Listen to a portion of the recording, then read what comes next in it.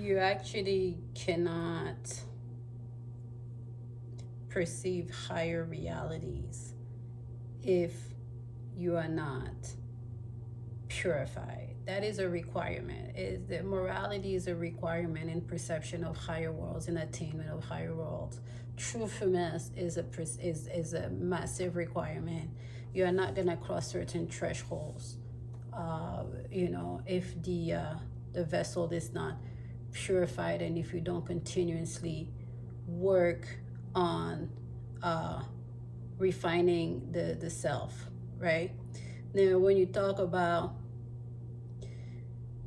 esotericism, the difference between esotericism and spirituality, right?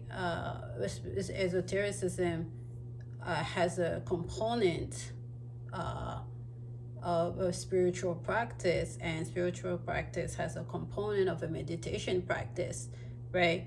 So when astrology came into my life 8 years ago, and it was transit Uranus ingressing into my ninth house of beliefs, it rocked my world. But right away I knew it was truth.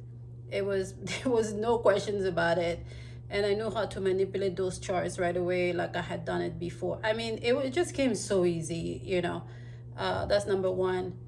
And then for 7 years, playing with that modality, playing with the, it was a great way to deconstruct my ego. It was a great way to know thyself, right? So, and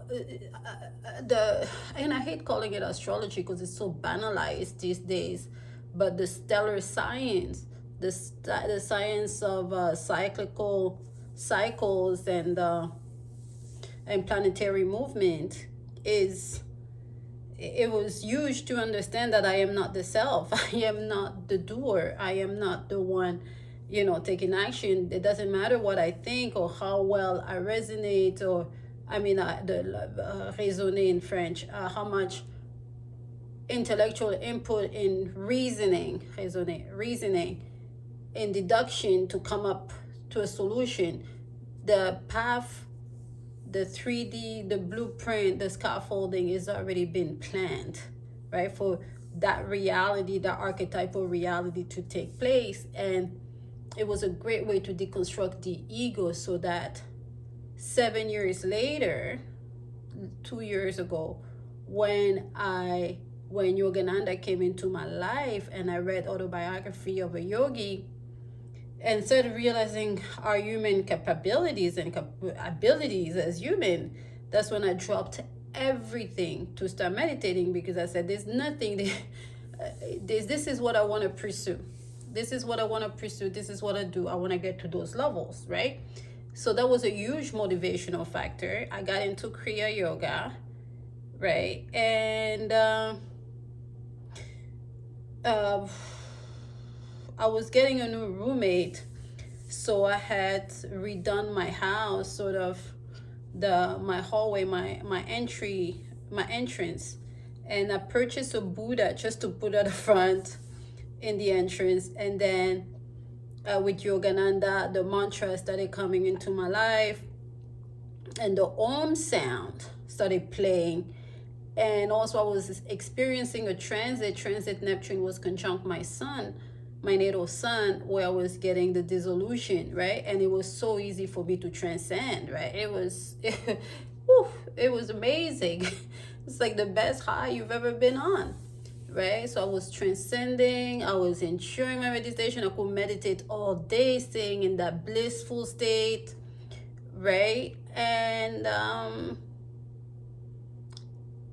I mean, at that stage, after 7 years, my curriculum had been full of near-death experience study, past life regression studies, life between life studies, great important figures studies, their archetypal, tracking their planetary alignment, why they incarnated, what their soul mission were. And that was in the last year.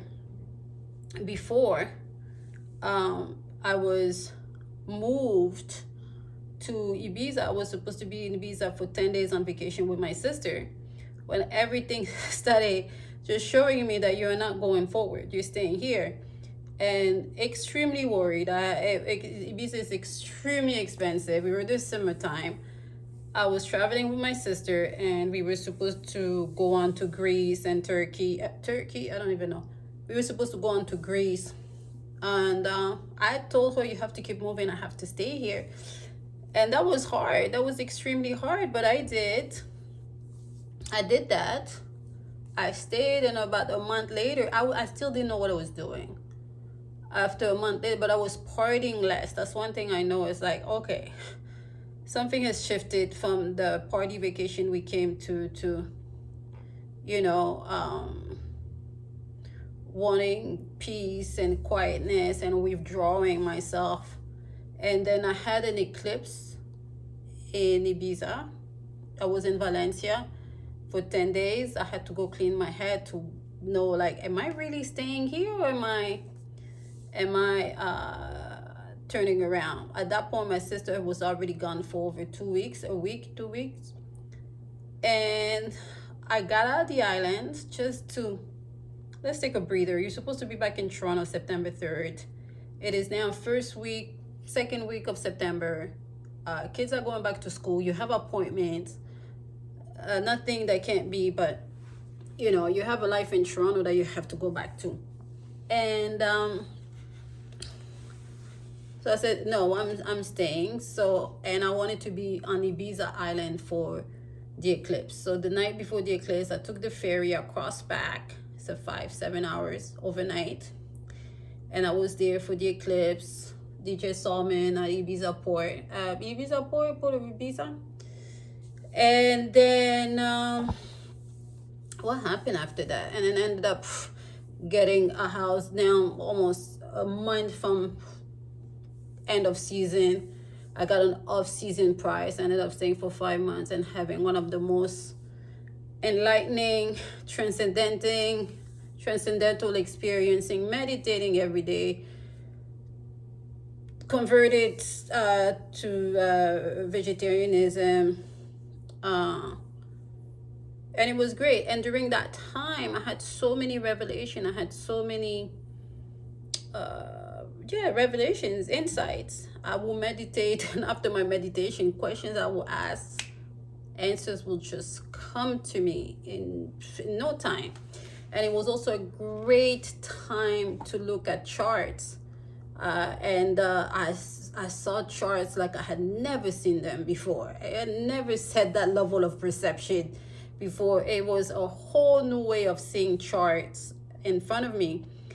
And it's also at that time, because the whole 7 years, I always thought, like, but why do I know this language? Why do I know this symbolic language? What can I do with it? I cannot be an astrologer. I cannot be a YouTuber astrologer. What can I do with it?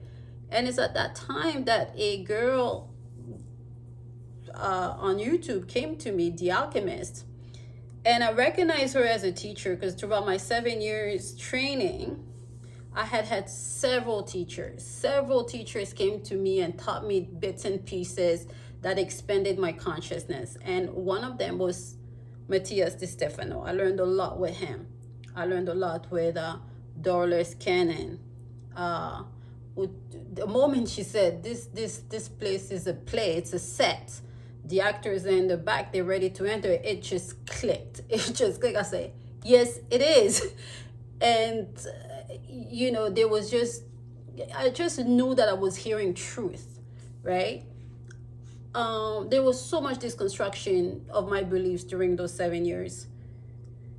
So I encountered The Alchemist, and like I said, I always thought that I was being readied for something. I was being prepared for something. I was being initiated for something, but I just didn't know what it was. And in one of her lectures that I encountered, she talks about a rite of passage. She says, her wording was, I don't even know if she talks about initiates then or initiations yet, But her wording was, one of the requirements is to know the occult language, and one of the occult language is Hermeticism, is astrology. And I'm like, yeah, I've been learning this for 7 years. I'm quite good. I know I'm a great astrologer. I just can't practice. And the way I look at charts is, I mean, everyone, because it's an intuitive modality, everyone that is connected to it has their way of working with charts, if that makes any sense. Yes, there is a framework. There are, there's definitions, and the Greeks have left a lot of text behind. There is Vedic astrology, there's Hellenistic astrology, there's Ethiopian astrology, there's Chinese astrology as well. Right, I had been trained in the Hellenistic one, and then she said it's a rite of passage. You need to know the occult language. So I'm like, whoa.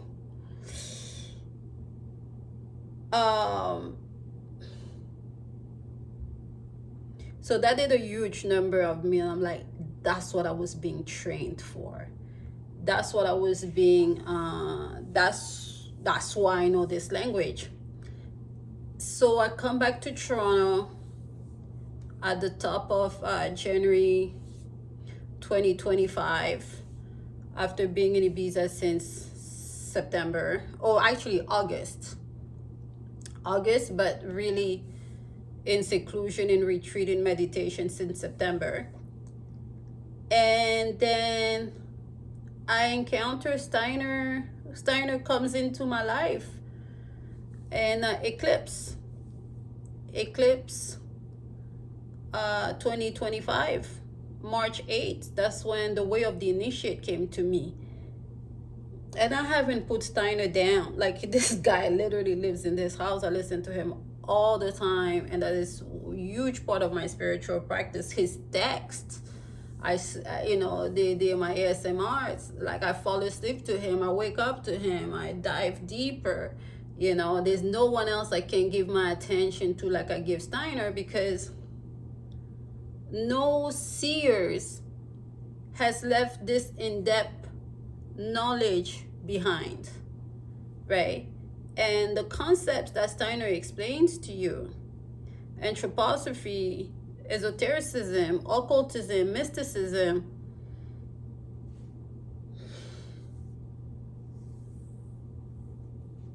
it is too grand for me.